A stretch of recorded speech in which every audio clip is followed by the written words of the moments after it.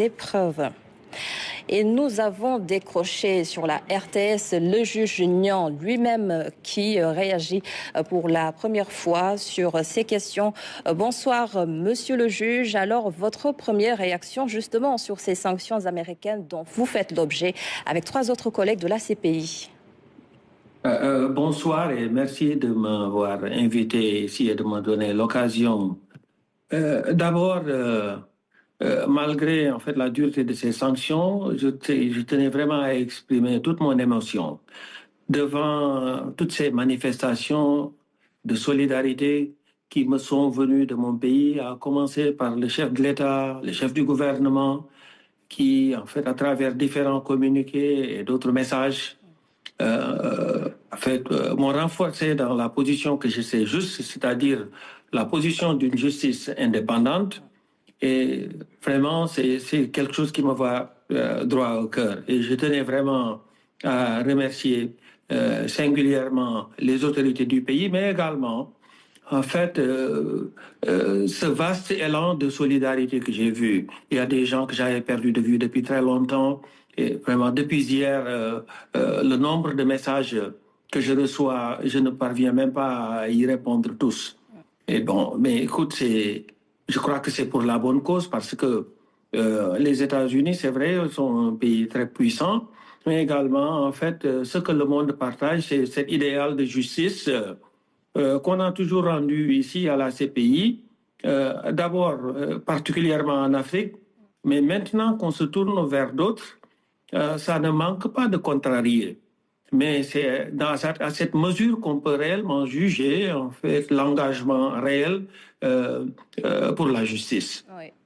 Alors, les États membres dénoncent à l'unanimité cette décision, mais est-ce que vous partagez l'avis selon lequel cette décision justement porte atteinte au fondement de la Cour pénale internationale?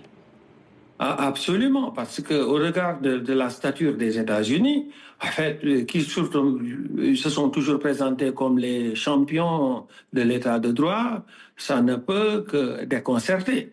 Parce que la CPI, quand même, vous le savez, a été l'aboutissement d'un long processus qui a commencé. En fait, depuis le siècle dernier, les gens ont tenté, à travers les âges, de créer une cour pénale internationale. Et parmi nos devanciers, tout le monde le sait, l'ancien ministre de la Justice et des Affaires étrangères, Maître Doudou Thiam, au niveau de la Commission de droit international, avait beaucoup planché justement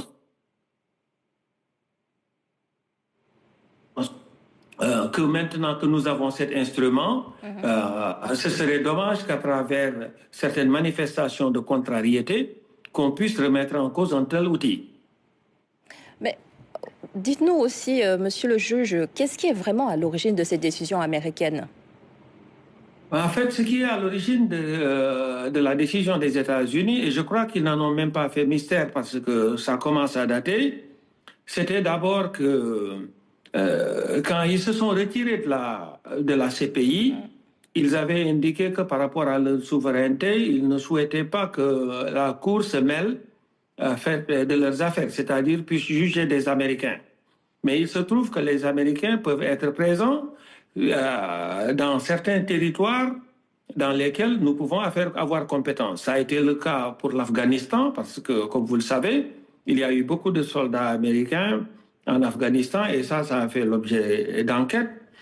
Pour la Palestine aussi, c'est pareil, que quand les États partis ont reconnu la Palestine comme État membre de la CPI, tout ce qui se passe sur son territoire, y compris par des agents ou des militaires ou bien des politiciens qui ne sont pas membres de la Cour, nous donne quand même compétence. Maintenant, c'est cette compétence que les États-Unis contestent, pas seulement pour eux-mêmes, mais également pour ce qu'ils disent être leurs amis ou alliés qui ne sont pas membres de la Cour. Oui.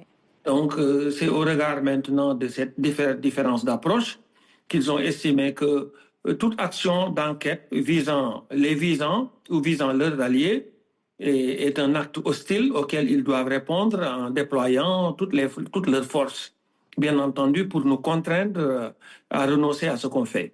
Mais dans ce cas, vous l'avez dit, les États-Unis et Israël ne reconnaissent pas la Cour pénale internationale.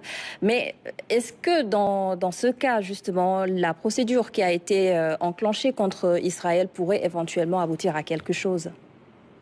Mais en fait, vous savez que, comme j'ai dit, euh, il n'y a pas que les États-Unis. Ce qui est étrange, c'est que, vous savez, la Russie n'est pas membre. Mais puisque l'Ukraine nous avait donné compétence, nous avons pu enquêter et vous savez sans doute, depuis un peu plus d'un an maintenant, un mandat d'arrêt a été décerné contre Vladimir Poutine, le président, et d'autres Russes, et avec les applaudissements des États-Unis. Donc, en fait, évoquer maintenant le fait qu'il ne soit pas membre, bon, vous voyez, le droit pénal ne marche pas comme ça. Le droit pénal est d'abord, c'est un droit qui est attaché en fait, à beaucoup de critères, y compris celui de la territorialité. Donc, si vous commettez des infractions dans le territoire de quelqu'un qui reconnaît notre compétence, cette règle permet que nous soyons compétents. Et puis, de toute façon, nous avons des juges indépendants, et c'est d'ailleurs ce qu'Israël est en train de faire. Nous avons des juges indépendants. S'il y a des contestations, et ça arrive toujours, s'il y a des contestations par rapport à notre compétence, cette question peut être portée devant les juges et il peut arriver que les juges, effectivement, décident que nous ne sommes pas compétents. Mais ici, il se trouve qu'il y a eu déjà des décisions qui montrent bien que la Palestine étant reconnue comme étant membre de la CPI, ce qui se passe sur son territoire nous donne suffisamment compétence. C'est ça. Alors, merci beaucoup pour toutes ces précisions, monsieur le juge Mame Ndiaye Niang. Merci d'avoir été avec nous. Je rappelle que vous avez réagi pour la toute première fois sur cette affaire, ces sanctions américaines contre vous et 3 autres de vos collègues de la Cour pénale internationale. Merci beaucoup d'avoir été avec nous ce soir. Merci. Alors, nous poursuivons avec d'autres actualités internationales.